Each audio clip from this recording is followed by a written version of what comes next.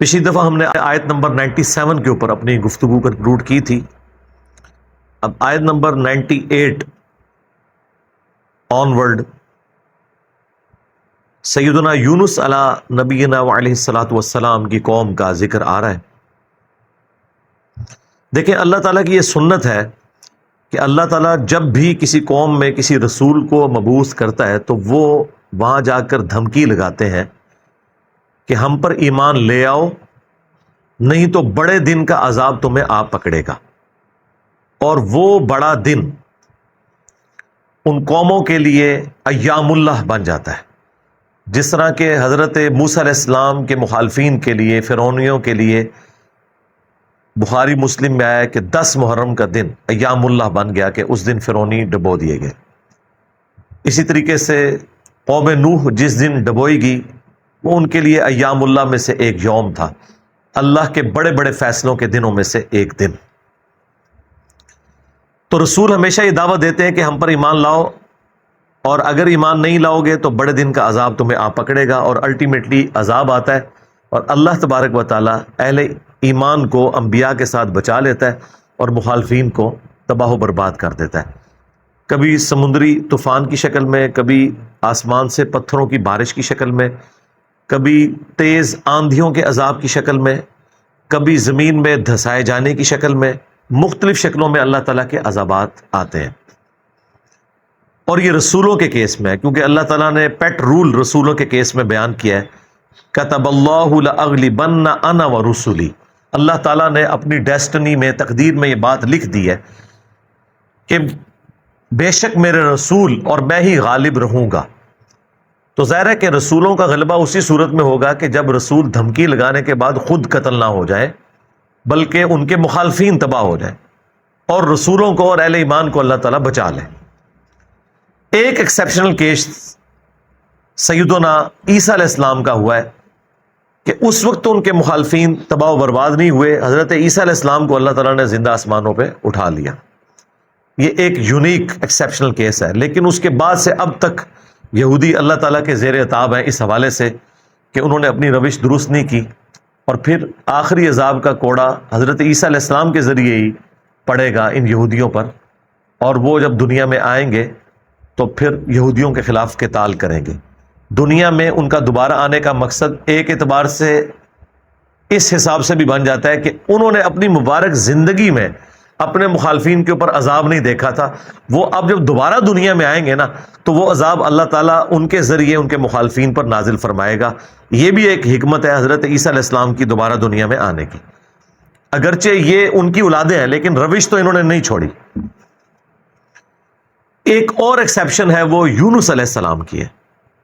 ان کے کیس میں تو اللہ تعالیٰ نے بالکل ڈیفرنٹ ایک فیصلہ فرمایا کہ یونس علیہ السلام کی قوم نے جب عذاب کے آثار دیکھے تو انہوں نے توبہ کی اور اللہ تعالیٰ نے ان سب کا ایمان قبول کر لیا. اور وہ قرآن میں آتا ہے کہ 1,00,000 سے بھی زیادہ لوگ تھے جو سارے کے سارے ایک دن میں مسلمان ہو گئے. یعنی یونس علیہ السلام کی سال ہر سال کی تبلیغ نے کوئی اثر نہیں دکھایا. جب عذاب کے آثار نظر آئے تو انہوں نے ایمان قبول کر لیا.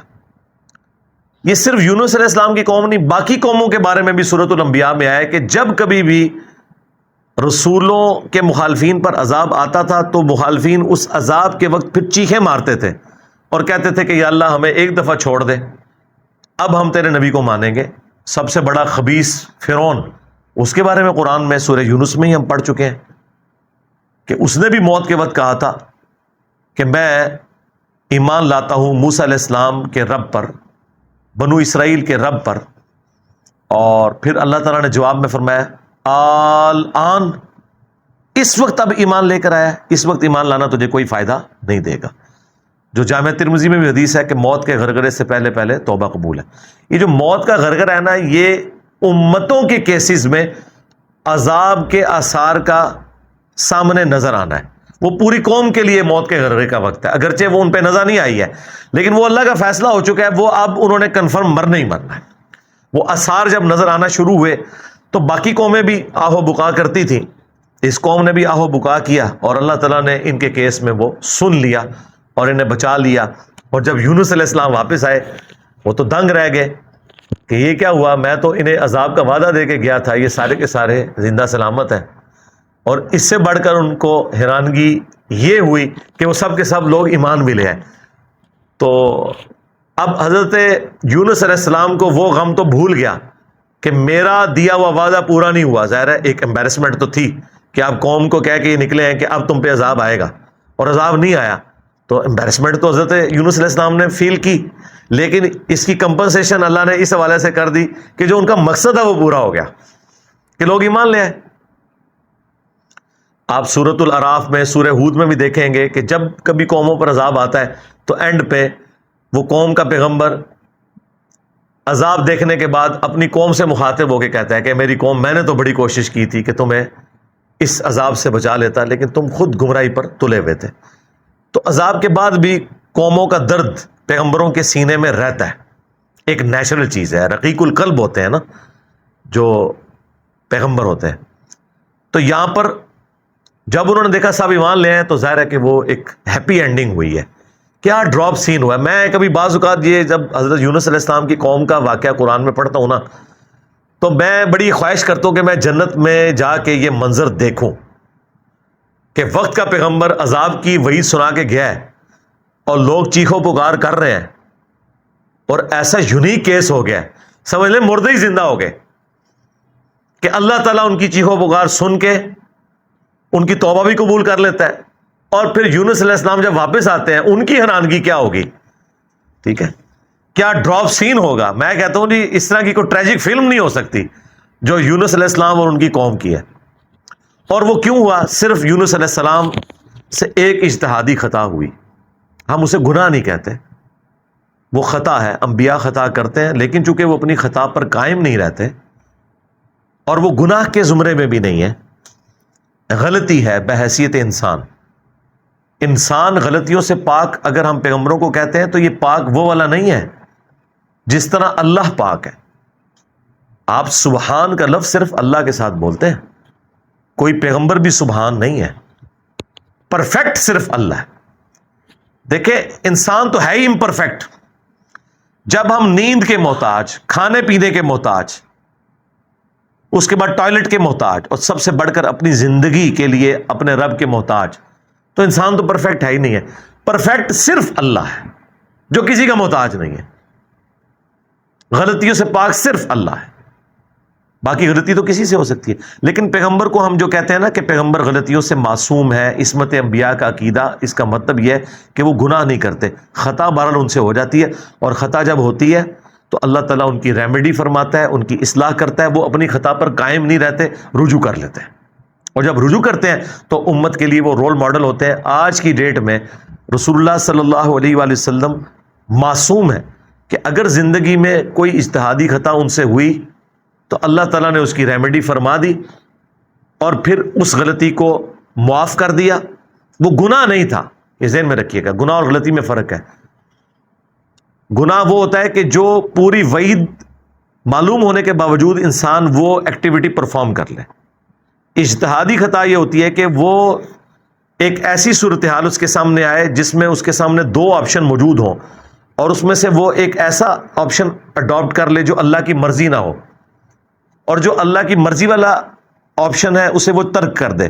اور یہ وہ بدنیتی پہ نہیں کر رہا، اس کی سمجھ میں ہے ہی ہے اس کا آپشن، وہ نافرمانی سمجھ کے نہیں کر رہا، جس طرح نبی علیہ السلام نے کیا، غزوہ بدر کے قیدیوں کو چھوڑ دیا۔ سورہ محمد میں یہ آیت نازل ہو چکی بھی تھی کہ جب تک فتنہ مکمل طور پر ختم نہیں ہو جاتا آپ نے ان کو قتل کرنا ہے، اپنے مخالفین کو قتال کی آپ کو اجازت دی گئی۔ سورہ محمد کا نام ہی سورہ قتال ہے۔ ہاں جب فتنہ ختم ہو جائے اس کے بعد جو جنگیں ہوں گی نا، اس کے بعد آپ کی مرضی ہے، چاہے تو فدیہ لے کے کافر قیدیوں کو چھوڑ دیں اور چاہے آپ انہیں قتل کریں۔ اب بدر کے بعد فتنہ تو ختم نہیں ہوا تھا، لیکن نبی علیہ السلام نے یہ ایزیوم کیا کہ 70 سردار ان کے مر گئے، ان کی کمر ٹوٹ گئی، وہ جو 70 ہم نے قیدی کیے ہوئے، چلو ہم انہیں فدیہ لے کے چھوڑ دیتے ہیں، شاید یہ لوگ اسلام قبول کر لیں۔ اپنی شرافت کی وجہ سے نبی علیہ السلام نے ایسا کیا۔ تو اس پہ پھر اللہ تعالیٰ نے سورۃ الانفال میں آیت نمبر 67 68 میں فرمایا کہ اگر وہ پہلے آیت نازل نہ ہوئی ہوتی نا سورہ محمد کی، تو ہم تمہیں عذاب دیتے اس عمل کے اوپر جو تم نے غزوہ بدر کے قیدیوں کو چھوڑ دیا، کیونکہ فتنہ تو ابھی ختم نہیں ہوا، تمہارا کام تھا قتل کرتے۔ اور حضرت عمر کا مشورہ بھی یہی تھا بخاری مسلم میں، لیکن نبی علیہ السلام اور حضرت ابو بکر اپنی شفقت کی وجہ سے انہوں نے یہ پلی لی کہ وہ آیت میں آیا نا کہ فتنہ جب ختم ہو جائے تو پھر تمہاری مرضی ہے، تو ہم یہ زیوم کرتے ہیں کہ فتنہ ختم ہو گیا۔ یہ بدنیتی کی وجہ سے نہیں تھا، واقعی انہوں نے یہ زیوم کیا تھا، لیکن وہ کس قسم کے ناہنجار لوگ تھے۔ حضرت عمر رضی اللہ تعالیٰ عنہ نے یہ کنکلوڈ کیا کہ نہیں، یہ اس قابل ہیں، یہ قتل ہونے چاہیے۔ بہرحال وہ اجتہادی خطا اللہ تعالیٰ نے معاف کی۔ اس طرح باقی انبیاء کرام کے بارے میں حضرت آدم علیہ السلام کی غلطی کا ذکر ہے، موسیٰ علیہ السلام سے بندہ مر گیا تھا، نوح علیہ السلام نے اپنے کافر بیٹے کے لیے دعا کر دی تھی، حالانکہ آج ایک مسلمان، عام مسلمان کو بھی پتہ ہے کہ کافر کی مغفرت نہیں ہو سکتی، تو نوح علیہ السلام کو کیا نہیں پتا تھا؟ بس وہ وقتی طور پر ایک سمجھ لے ایک باپ کی حیثیت سے ان کا دل پسیج گیا، انہوں نے کہا یا اللہ تو نے وعدہ کیا تھا مجھ سے کہ تو مجھے اور میرے گھر والوں کو بچائے گا، تو میرا بیٹا بھی تو میرے گھر والا تھا۔ تو اللہ تعالیٰ نے فرمایا کہ اس چیز کا سوال نہ کر جس کے بارے میں تجھے علم نہیں ہے۔ بڑا کریٹیکل جملہ تھا، اس میں مسئلہ تقدیر بھی چھپا ہوا ہے۔ ایک تو سمپل معنی ہے کہ اس بارے میں مجھ سے سوال کیوں کر رہا ہے؟ تم نے کب یہ ایزیوم کر لیا کہ تمہارے گھر والے اگر کفر کریں گے تو میں انہیں چھوڑ دوں گا؟ گھر والوں سے مراد وہ گھر والے تھے جو ایمان لے کر آئیں گے۔ آپ کی بیوی نہیں لائی، ایک بیٹا نہیں لایا، باقی گھر والے لے آئے ایمان، تو بچ گئے۔ اور دوسرا یہ جو جملہ تھا نا کہ اس چیز کا سوال نہ کر جس کے بارے میں تجھے علم نہیں، سورہ ہود میں آیت نمبر 46 میں، اور اے نوح جاہلوں میں شمار نہ ہو، یہ بڑا سخت جملہ ہے۔ یہ مسئلہ تقدیر کی طرف اشارہ ہے کہ تجھے نہیں پتا کہ میری تقدیر میں یہ لکھا ہے کہ یہ نبی کا بیٹا ہونے کے باوجود بھی اللہ کے علم میں یہ جہنمی ہے۔ وہ اللہ تعالیٰ نے اسے جہنمی نہیں بنایا بلکہ اپنے کرتوتوں کی وجہ سے۔ تو اللہ کی تقدیر کے اوپر تو کسی کا بھی علم نہیں ہے نا جب تک اللہ تعالیٰ مطلع نہ کر دے۔ یہ بہت کریٹیکل ایشو ہے، اس لیے میں نے الگ سے ایک ویڈیو اس پہ ریکارڈ کروائی ہے، عصمت انبیاء کا عقیدہ، اس کا ٹائٹل ہے انبیاء گناہ نہیں کرتے۔ یہ ہمیں جو عصمت انبیاء کا عقیدہ بتایا گیا ہے وہ یہ ہے کہ نعوذ باللہ انبیاء کے اندر گناہ کرنے کی حص ہی نہیں ہوتی، یعنی انبیاء کرام جو ہے ان کے ساتھ وہ کمزوریاں بشری اٹیچ نہیں ہیں جو باقی انسانوں کے ساتھ اٹیچ ہیں۔ اگر یہ بات ہوتی تو انبیاء کی فضیلت ہی نہ ہوتی۔ انبیاء کی فضیلت ہے ہی اس وجہ سے کہ وہ بشری کمزوریوں پر اوور کم کرتے ہوئے اللہ کے خوف کی وجہ سے گناہوں سے بچ جاتے ہیں۔ ادروائز پھر فرشتوں میں اور انسانوں میں کوئی فرق ہی نہ رہ جائے۔ تو یہ ہے اصل چیز جو انہیں فضیلت میں لے جاتی ہے عام انسانوں کی نسبت، کہ وہ اللہ کا اتنا خوف رکھتے ہیں کہ وہ گناہوں سے بچتے ہیں۔ رہی لغزش، اجتہادی خطا، وہ ہو سکتی ہے۔ تو میں نے وہ انبیاء گناہ نہیں کرتے اس میں تفصیل کے ساتھ واقعات مختلف قرآن سے بیان کیے ہیں۔ سورہ یوسف میں ہے کہ اس عورت نے یوسف کا قصد کیا، یوسف بھی عورت کا قصد کر لیتا اگر اپنے رب کی برہان نہ دیکھتا۔ اب اندازہ کریں، اللہ تعالیٰ فرما رہا ہے کہ یوسف علیہ السلام بھی اس برائی میں پڑ جاتے اگر اللہ تعالیٰ انہیں ایک خاص نشانی نہ دکھاتا۔ وہ قرآن میں تو رپورٹ نہیں ہوئی، اسرائیلی روایتوں میں آتا ہے کہ اللہ تعالیٰ نے اس وقت حضرت یوسف علیہ السلام کو اپنے والد کی شبیہ دکھا دی تھی، حضرت یعقوب علیہ السلام کی، اور وہ انگلی سے یوں اشارہ کر رہے تھے کہ یہ کام نہیں کرنا تم نے۔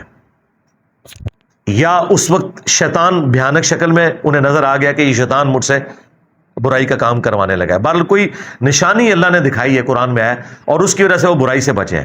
اس کا مطلب ہے کہ ان میں مادہ موجود تھا لیکن اللہ نے انہیں بچایا ایک نشانی کے ذریعے۔ تو انبیاء کی اللہ تعالیٰ حفاظت کر لیتا ہے۔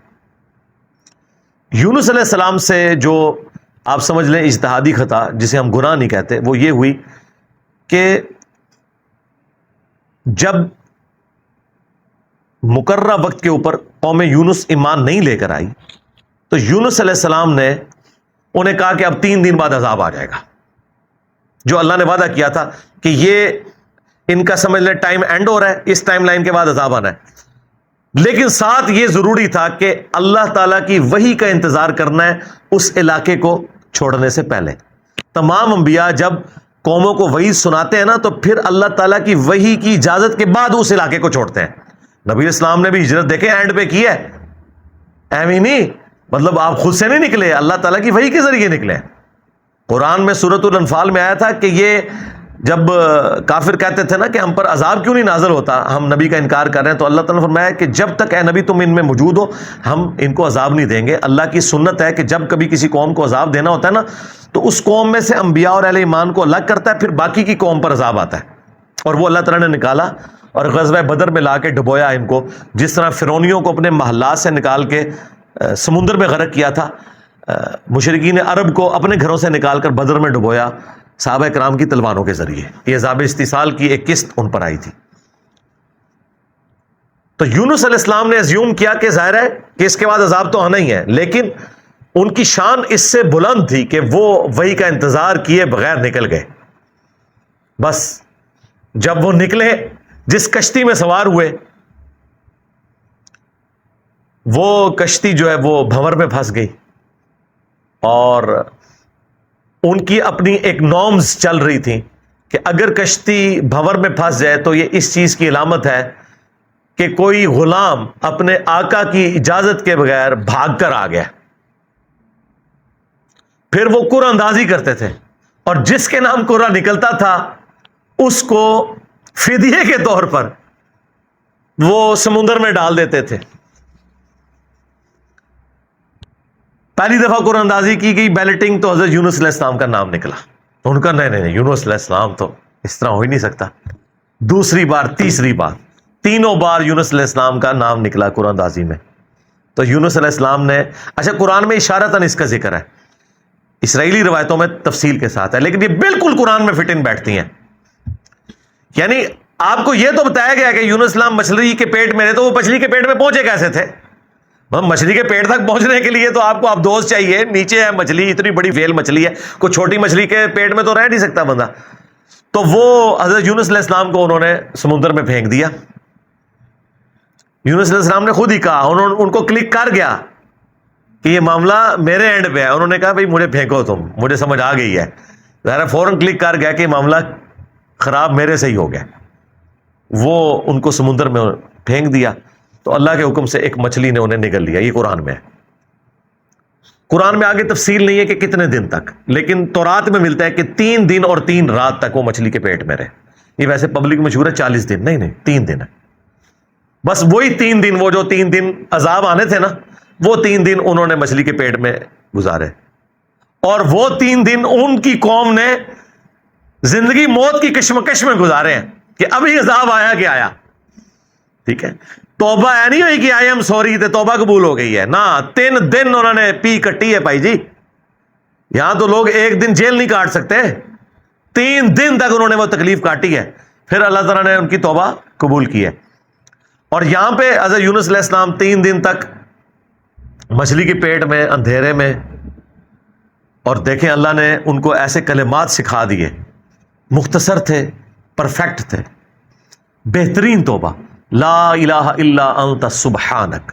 سورۃ الانبیاء میں یہ دعا آئی ہے، اے اللہ تیرے سوا کوئی معبود نہیں، اور تو پاک ہے نا، پاک تو غلطی نہیں کر سکتا۔ انی کنت من الظالمین، بے شک میں ہی ظالموں میں انسان ہوں، انسان سے غلطی تو ہوگی۔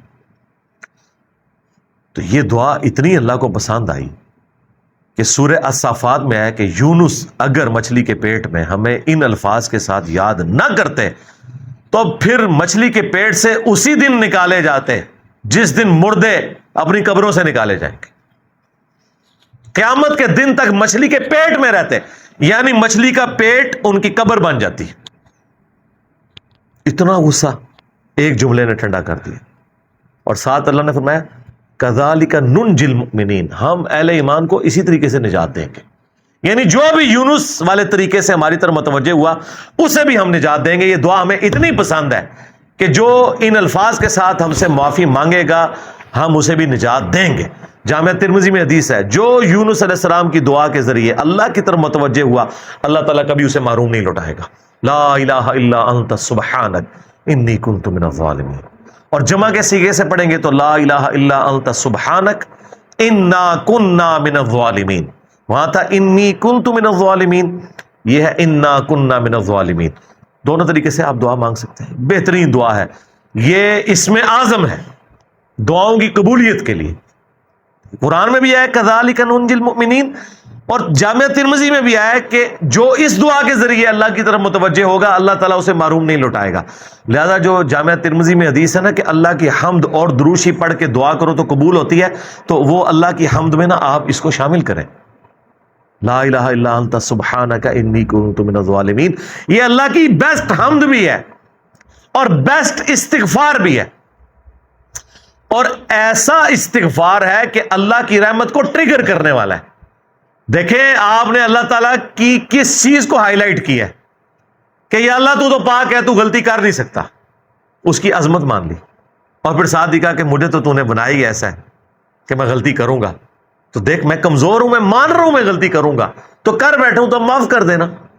اس سے بیسٹ انداز نہیں ہو سکتا اپنی غلطیوں پر معافی مانگنے کا. تو یہ حرز جاں بنائیں، لا الہ الا انت سبحانک انی کنت من الظالمین. یقین کریں یہ دعا آپ کے سامنے یونس علیہ السلام ہو، مچھلی کا پیٹ، گپ اندھیرا، 3 دن 3 رات، دنیا میں کوئی آ کے آپ کو ریسکیو نہیں کر سکتا، اور موت سامنے نظر آ رہی ہے. حضرت یونس علیہ السلام اسی طریقے سے بچے ہیں جیسے مردہ کو زندہ ہو جائے. اور یہاں لوگ کہتے ہیں بڑا گرم ذکر ہے جی، خوشبو لا کے کرنا چاہیے اور صاف ستھری جگہ. بھائی جس نے یہ کیا تھا اس سے زیادہ تعفن والی جگہ کوئی نہیں تھی، مچھلی کا پیٹ.